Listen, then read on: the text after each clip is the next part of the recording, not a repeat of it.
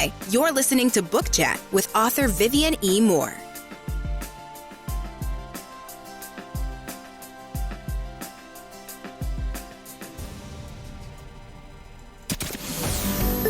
Welcome, everybody, to this week's episode. We really appreciate you joining us. This podcast really shows us how we can all learn, live, and thrive off of each other.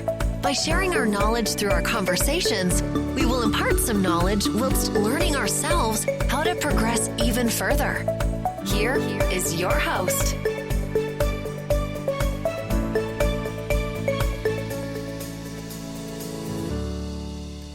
Hello and welcome to Book Chat. I am your host, author Vivian E. Moore. Happy Saturday. I hope you had a great week, and I hope you're having a great weekend wherever you are located on this planet. All right, so I'm not going to keep you for much long today, so we're going to get straight to today's program. The title of today's show is Let It Go, and the topic is Empowering Creativity. All right, so my 8-year-old granddaughter's favorite movie is Frozen, and I know that kids have seen this movie at least 1 million times, if not more. But anyway, she's too young to realize this, but it is filled with empowering moments. The movie's creators reflect what can happen when ideas are encouraged and not dismissed, even if it makes little sense to anyone else, okay? So the most positive and influential thing anyone can do with the first signs of a creative personality is nourishing and encouraging it, okay? The significance is essential, especially if it's noticed at the earliest stages. And often we tend to overlook the signs or dismiss them altogether, not understanding that the relationship between structural and psychological empowerment, a driving force behind creative behavior that promotes confidence, is so vital. The most logical thinkers have contributed significantly. My tongue is not working today, folks. I'm so sorry. But anyway, to society, and attribute the empowerment of creativity as the secret to their success. All right, so I know a lot of people can identify with that on many levels. And creativity is a sign of innovation, problem-solving skills, and a broader perspective of what the future may hold for those who possess the gift. There are things that you can also do to harness the power of creativity, because not everyone displays a natural talent, but creativity can be learned through proper development. I am not a painter. I have several brothers that are artists, which means they can, they can create things on canvas. Whereas I'm a creative, but in a different area. I can create things on paper, like words and things of that nature, stories. That's what I do. But a few years ago, I attended a birthday art party for one of my sisters in Christ. We went to celebrate her birthday, and so as part of that celebration, we did the little artsy thing. We had wine and snacks and all of those things. So, but anyway, we had a teacher there, an art teacher there, that was helping us.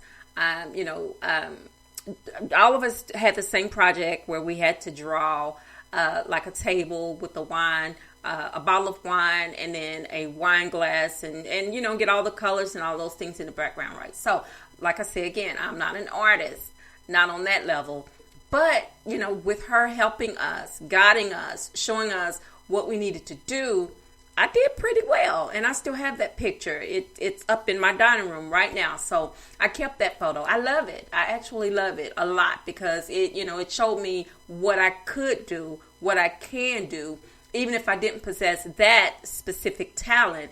I could still do it. So we most definitely want to be taught things that we think we are incapable of doing. All right. Because that's equally important as empowering those who already possess that skill to even making it greater. Okay, so because it goes deeper than artistry, it extends across many levels of life that may prove beneficial in the long run. You just never know.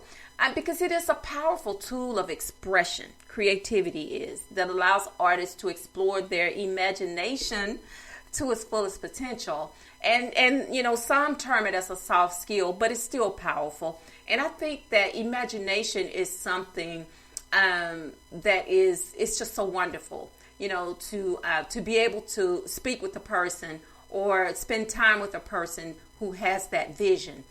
Because that is it is so lacking in this day and time when you see people, not using their imagination, but just, riding the coattails of other people's ideas. And I don't like that. If you can be original, if you can be organic, then be that. Choose that. And not do what everyone else is doing, because some things get old. You get tired of seeing, of hearing the same old thing all the time. Do something different. Be creative and do something different. You have that power to do that. You have that power to change whatever it is that you desire to do. So, just be you. Just do you. Because innovation and creativity, they go hand in hand as an avenue to self-awareness and forward thinking and upward mobility. So we always want to move in the right direction. We always want to be crucial thinkers and forward thinkers, and not someone who gets stuck in a rut and can't think for themselves and rely on others, to feed them ideas and things of that nature. So, we're humans, and God created us with brains and gifts and things of that nature. So it would be, like a slap in his face if we didn't use them, in a good way, first and foremost, but secondly, use them at all. Just let them lie dormant, and that's not good. And that's not what they were intended for. So let's make the most of the gifts that we have.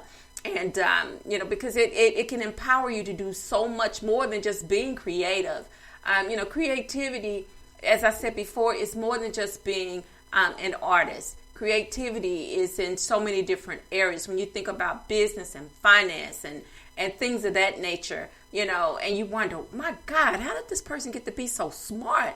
Well, they were born with that creative gene, and and it didn't lead them to become an author or an artist, but it led them to a different career. And so, that has to be nurtured. And, and for them to nurture that career, they more than likely they have a degree or several degrees, in business, because they needed that. Even though they possessed that skill, that talent to do it, they still needed to enhance that skill to make them better at what they would become. And so we want to do the same things for our younger creative minds, to catch them when they're fresh, and and to help them along in a positive direction. All right. So, tests have proven that kids who display creative behavior can develop more vital skill sets if nurtured at the earliest stages. I used my granddaughter earlier as an example for the movie Frozen, but my 3-year-old grandson is already displaying signs of creativity.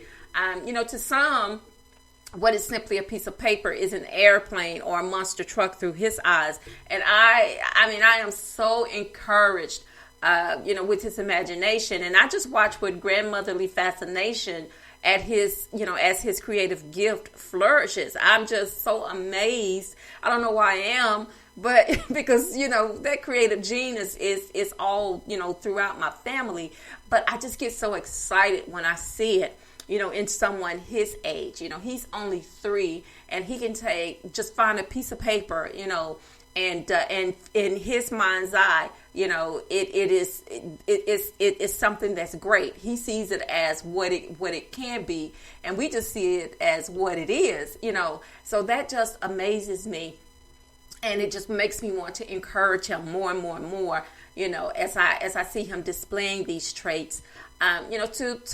To fully become, who he might be in the future. You just never, ever know. So that's why it is so important to nourish our young ones, nourish their minds, nourish their gifts, nourish their talents, because it is so vital to their successful career later on in life, no matter what it may be. You know, you see young kids who are able to sing, and I mean not just carry a tune, but sing like they've been doing it, you know, all their lives, and they're just like 3 and 4 and 5 years old, and you're like, wow, where did that voice come from? You know, but it's a gift. You know, those gifts come from God, and sometimes they are there, they lay dormant until it's time for them to fully step into it, you know, or walk into that gift.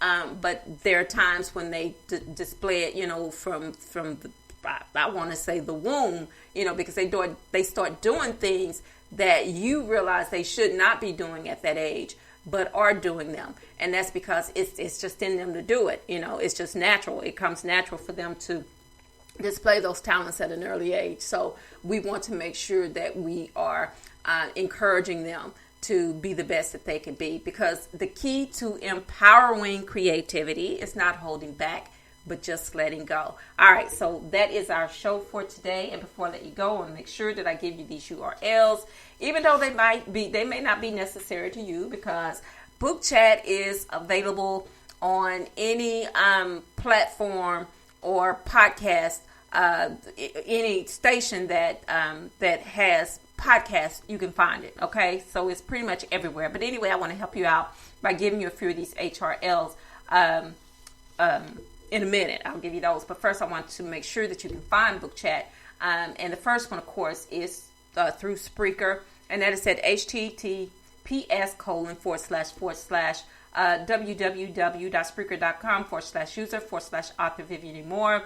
You can follow me across all social media, and that includes Facebook, Twitter, and Instagram. And Instagram is by invitation only. If you so desire, my website is authorvivianmore.com or authorehshepherd.com. You can also read today's script on my blog, which is at https://vivianemore.blogspot.com. Now, to all of the platforms where Spreaker is available, where Book Chat is available, Spreaker, Apple Podcasts, Spotify, iHeartRadio, Google Podcasts, Castbox, Deezer, Podcast Addict, Podchaser, YouTube, SoundCloud, JioSaven, Audible.com, Verbal, and Luminary, and also Amazon Music. Okay, so and like as I said before, you can listen to Book Chat over any platform that carries podcasts. All you have to do is type in Book Chat and type in my name, Author Vivian Moore, and you should be able to find it with no problems. All right, so tomorrow is Worship Day. I always get excited when I talk about that, and I hope that you are excited as well, because that's important to me, and I hope that it's important to you, especially in times like these. We need encouragement. We need spiritual encouragement. We need spiritual enlightenment, because it's just so necessary. Just so necessary. So I hope that, if you are not attending church, in a physical building, if you're still doing it online through, other mediums, other electronic mediums, I hope that you are inviting others to listen in to those sermons, because, just as we need them, everyone else needs them too, especially those who want to attend church and may be unable to do it physically, but they can still listen in. That is so vital. And also children, because, we may not think about it, but kids get stressed just like we do, but their stress is a little bit differently. They handle their stress a little bit more differently than we do as adults. So we want to make sure that there's something for them to hear that's positive and uplifting as well. And also, don't forget to tell those who mean the most to you how you feel about them, because it's just so necessary as well. And on that note, I love you. I hope you love me back. Until the next time you hear my voice, God bless you, and goodbye.